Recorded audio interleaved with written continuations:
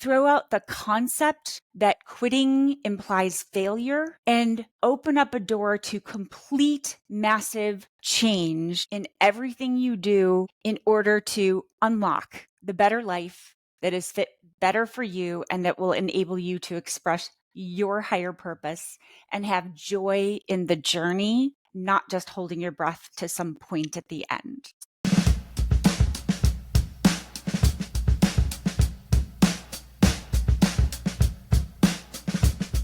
In your worst times and in the worst challenges, when you feel like you are about to break, you are actually right on the verge of a key turning point that enables you to unlock a better and better fit life for you. It is valuable to focus on these moments and see the opportunity, and the way you actually take advantage of the opportunity and challenges is by championing change. The key that unlocks the better opportunities on the other side of big troubles, big challenges, and the times when you're just broken is be open to change and embrace the concept of quitting and truly doing something different. Embracing a different way, engaging with different people,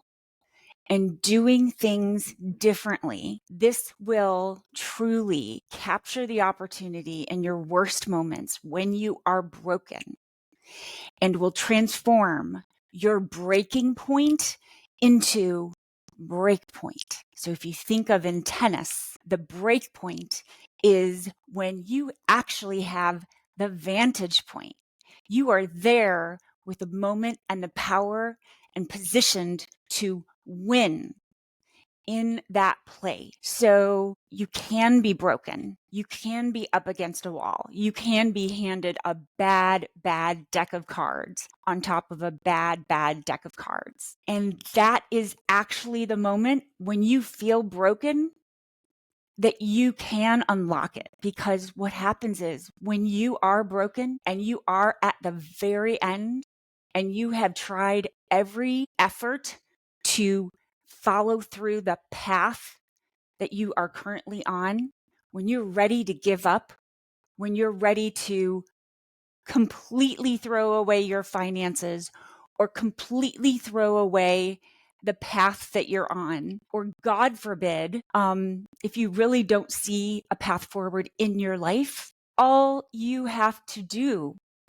is to say, frick it. Who the hell cares? If it all ended today, if everything goes to shit, if all my money disappears, if my goals go out the windows, if I fail, then why not go one more day and do it differently? Throw out the assumptions, throw out the old commitments, throw out anything that you are locked into, throw out the concept that quitting implies failure, and open up a door to complete massive change in everything you do in order to unlock the better life that is fit better for you and that will enable you to express your higher purpose and have joy in the journey, not just holding your breath to some point at the end. So I've kind of handed over this big concept.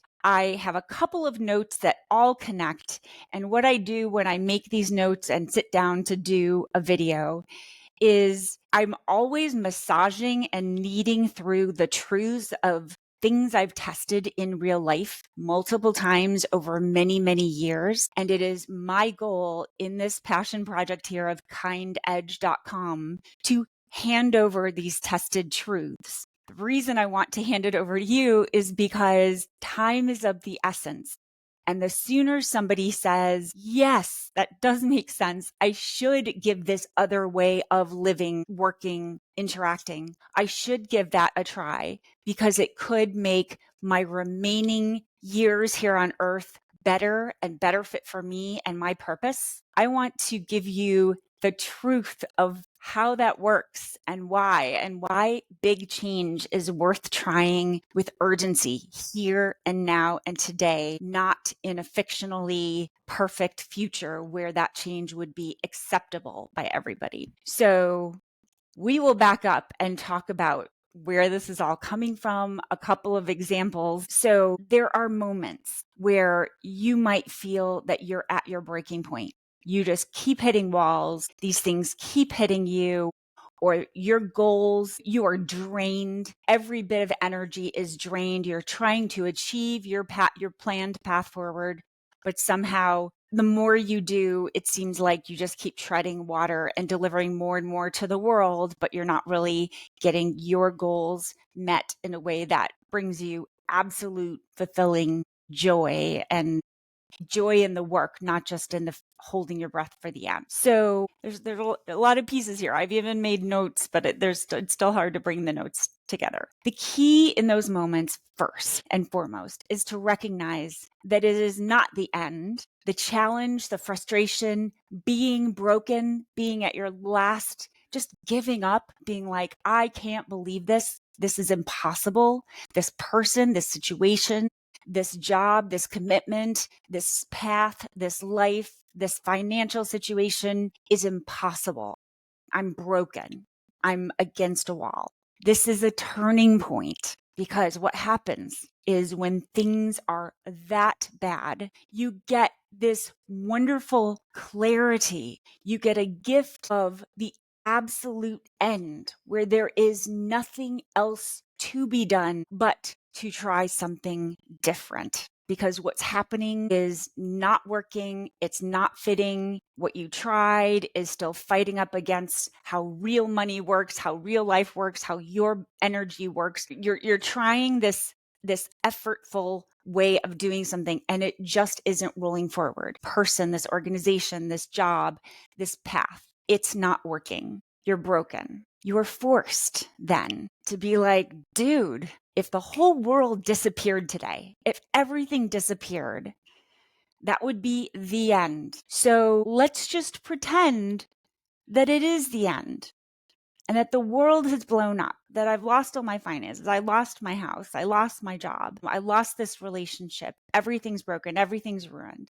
everything's not what I planned to have it be. If you imagine that's the possible future by 11:59 p.m. today, if that's the worst and you're broken, then just say, frick it.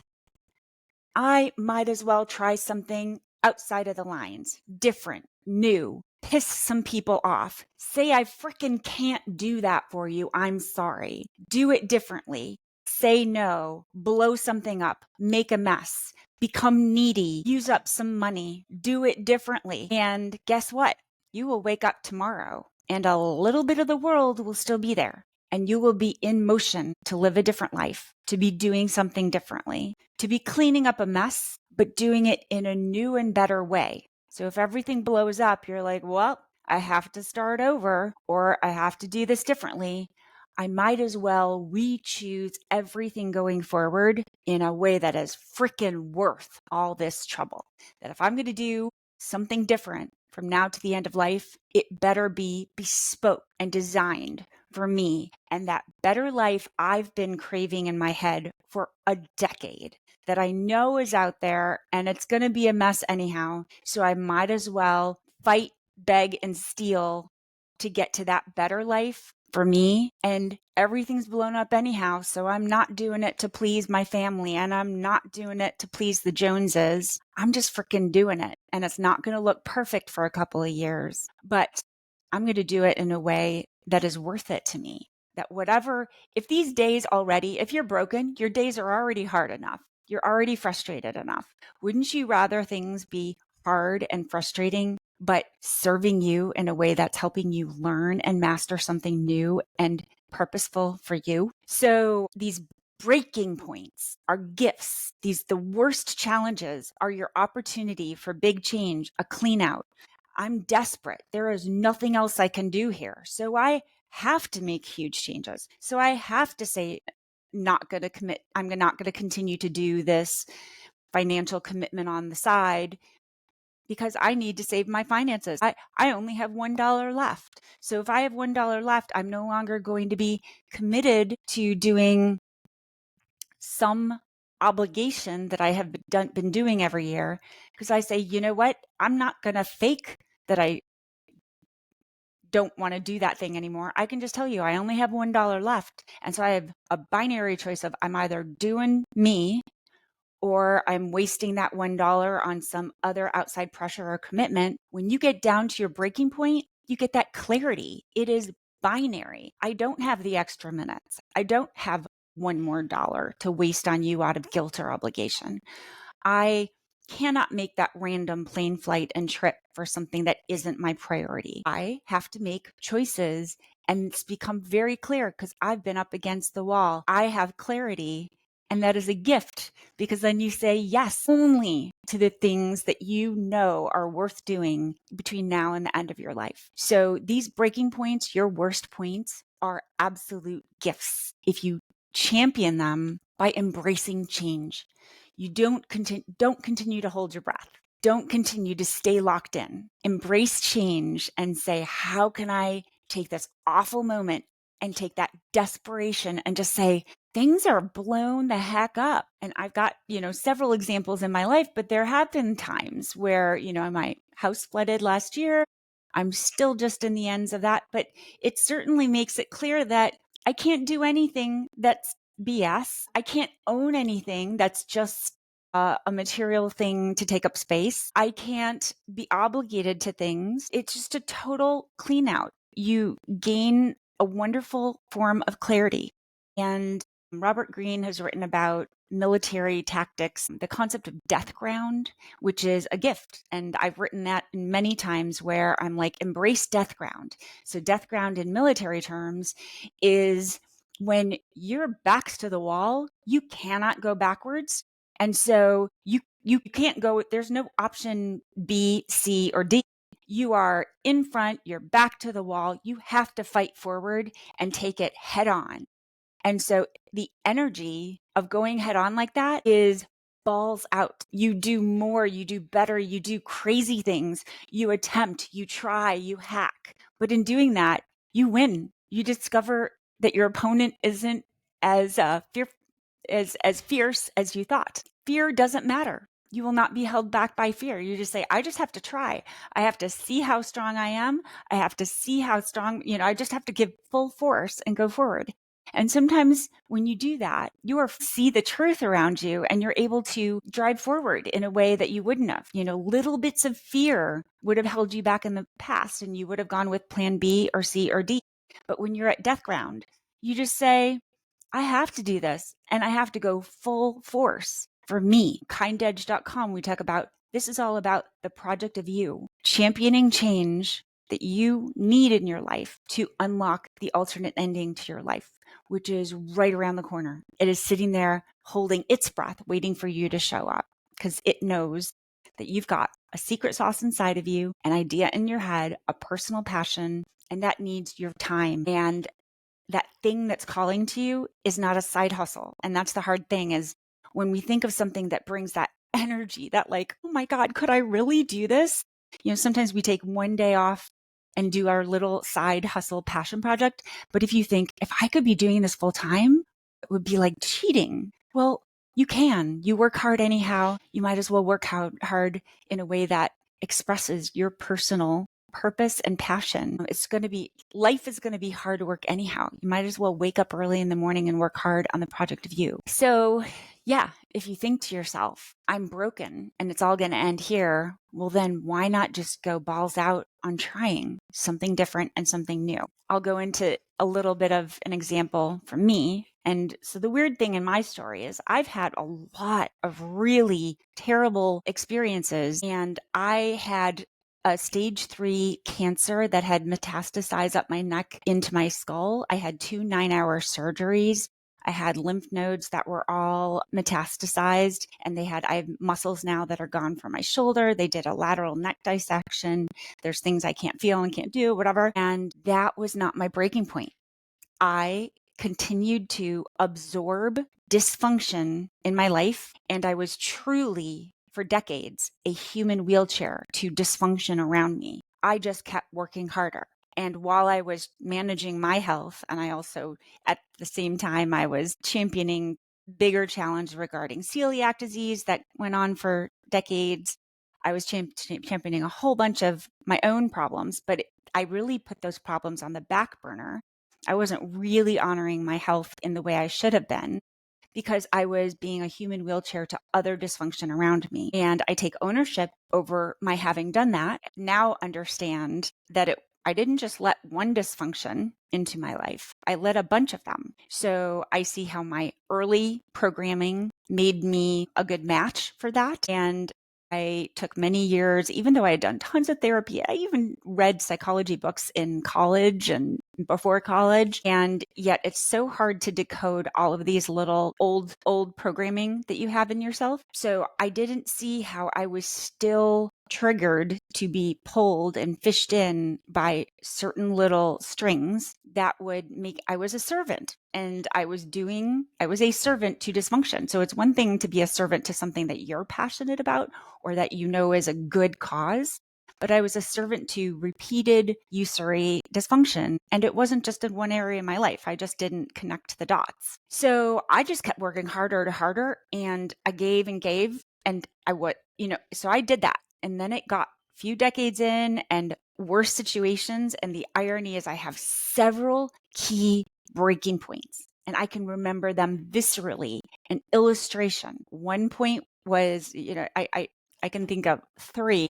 And I just thought of my third, which I've written about as well. But one was when I discovered one book that completely told a simple story in such a human way. And it did it in such a simple way that it gave me permission. Whereas my little, always maintained this sense that middle class, I was born with enough, I shouldn't complain because somebody else has it harder. So I just kind of took things on myself where I had really bad things happening to me in my health, in several usury dysfunctional relationships in my life or situations in my life. But as much as I took, I always just kind of said, well, these are first world problems. I can handle this. And I would find solutions and support. And I became just a constant worker for these situations. And then I would manage the emergencies. And then I would save somebody when that person did the dysfunctional things. And then I would absorb the hurt and the true financial impacts. And it was just constant emergencies. But I just handled it because I considered this all first world problems. And I always thought somebody else has a harder life or somebody in another part of the world has a harder life. I can handle this. So I absorbed and handled everything and took emergencies. So I woke up every time I went to bed and woke up. I didn't know there were always going to be emergencies or something very disruptive. And then back to going to drop my kids at school and going to a party. And yet in the background, I was managing like bomb threats. If you imagine just in your life, bomb threats constantly. And I was handling that. Well, enough of those finally happened as a gift. The hardships, the breaking point. I was in Edinburgh, Scotland. I had been living there for a while. And because of the parking or whatever, there were a lot of times where it was easier to walk somewhere for 45 minutes rather than drive. And so I was on one of my walks and I was listening to a particular book on an iPod. So this is a little while ago. And I just had this iPod it was actually strapped to my arm inside my jacket. It was strapped to my arm. And I became so ingrained in this book because it was like, that is the truth. It's the finite little truth.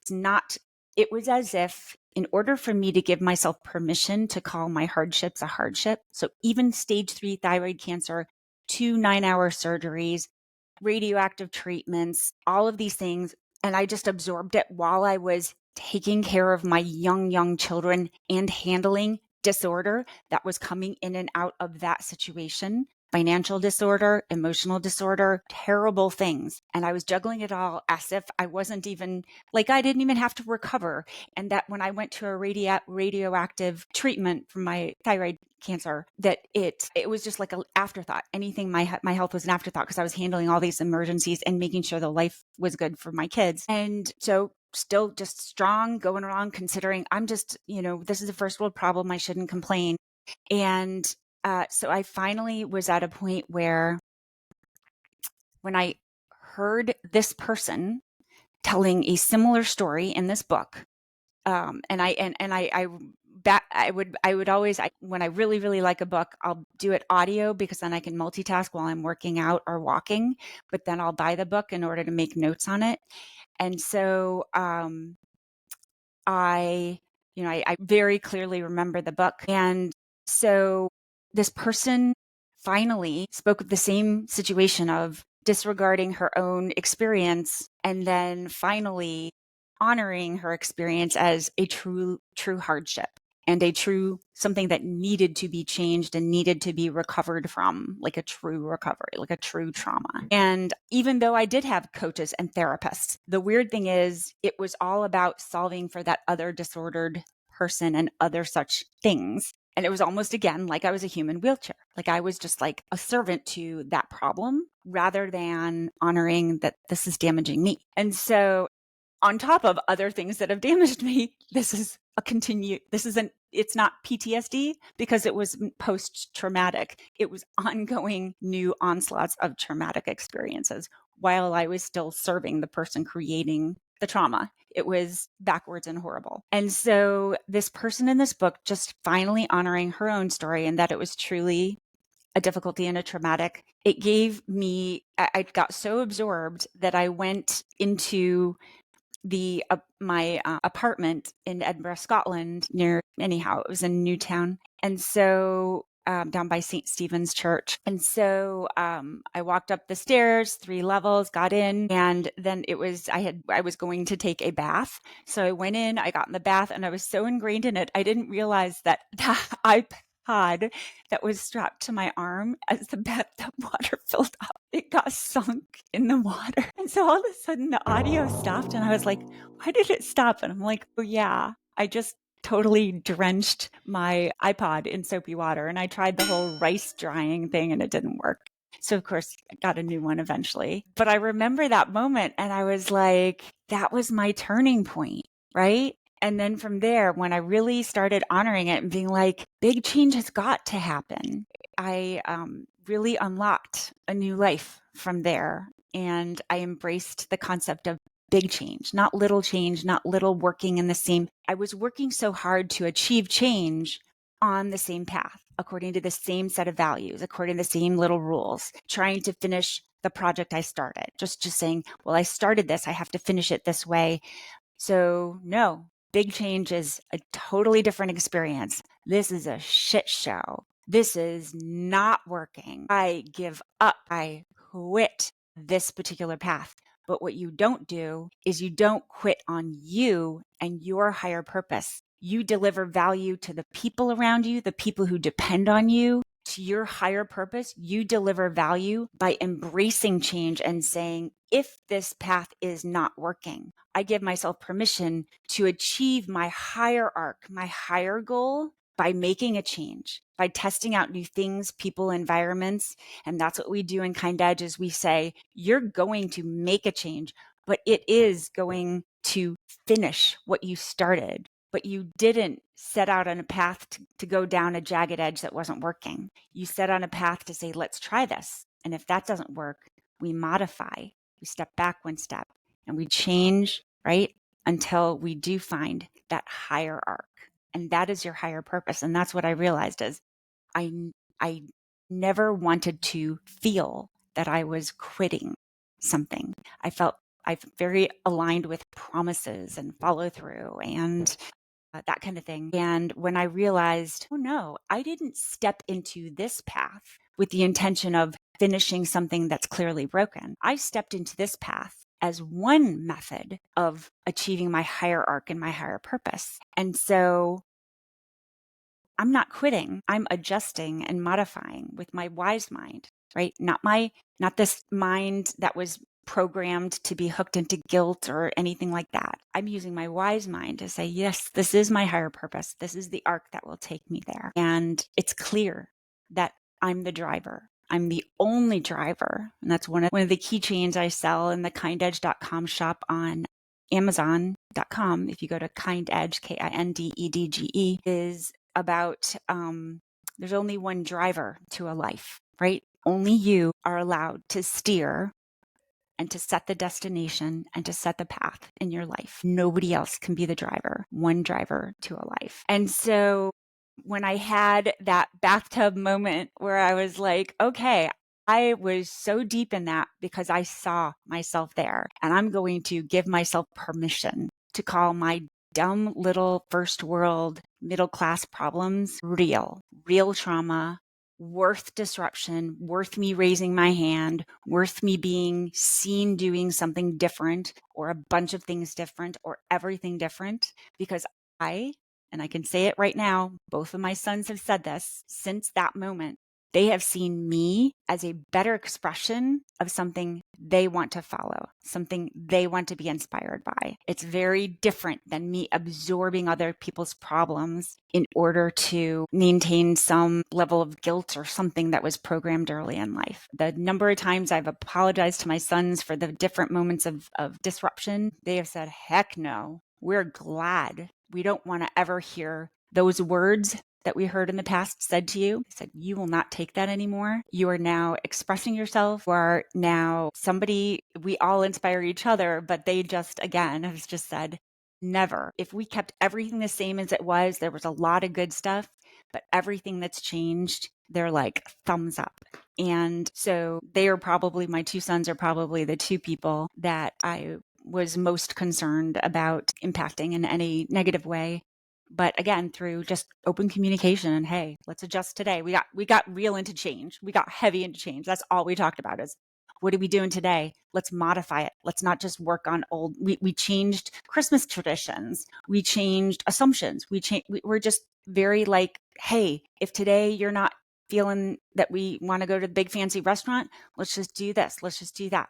So we modify, we rebuild. We don't say every holiday has to be a certain way. We feel, we talk, we change, we modify, we compensate, we do what we need to, we play. And so, all these things have just opened up new doors, a better way of life, something that feels authentic, raw, good, modifiable. Living in a way that is constantly modifiable is awesome because it is authentic, and it's also serendipitous. If you're like, hey, screw that big fancy thing, let's go down here, and then you see something funny or you catch good music, and so many good things happen if you're just open to change.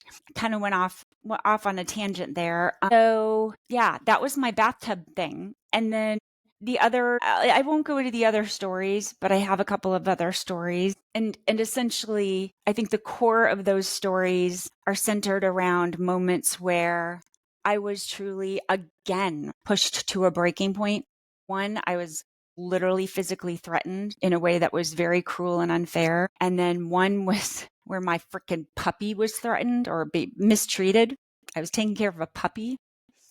And when I had absorbed very disordered situations for myself, when I saw that level of badness being bestowed upon a puppy, I was like, look, I'm a little soldier and I take a beating, but you don't mess with my puppy, right? He's a freaking innocent little puppy, and I'll be goddamned if you mess with my puppy. And that's where I kind of went, hey, the way that puppy's being mistreated is clearly wrong, but I've been mistreated in the same way, and I've been absorbing that for decades. Whoa. And then I had this aha going, I'm going to fight for myself like I would fight for the freaking puppy, because you don't touch my puppy. Yeah. And puppy's big now. You've seen Donovan, I'm sure. So, So I just wanted to share that opportunity for you in a moment, any moment where you're about at your breaking point. Remember that if you just plow forward and allow change, get crazy, get loose, do something different, you will unlock the alternate ending to your life. You transform your breaking point to that break point where you have the opportunity and you have the vantage point to potentially take another swing and win that tennis match. You can do it if you open up and you unlock and you loosen up from any disordered commitment. And the disordered commitment doesn't have to be something that's drawing blood from you. It can be something that just isn't using your life energy and your minutes in a way that's going to make you thrilled at the end of your life. The world is full of new ways and better solutions and better ways for you. You can try something different to find out your thing. You can find your people. You can find your best practices. You can find your peace, and you can find your purpose by just trying something different today. Not holding your breath, not being patient, not allowing someone else to guilt you into something, not being reasonable.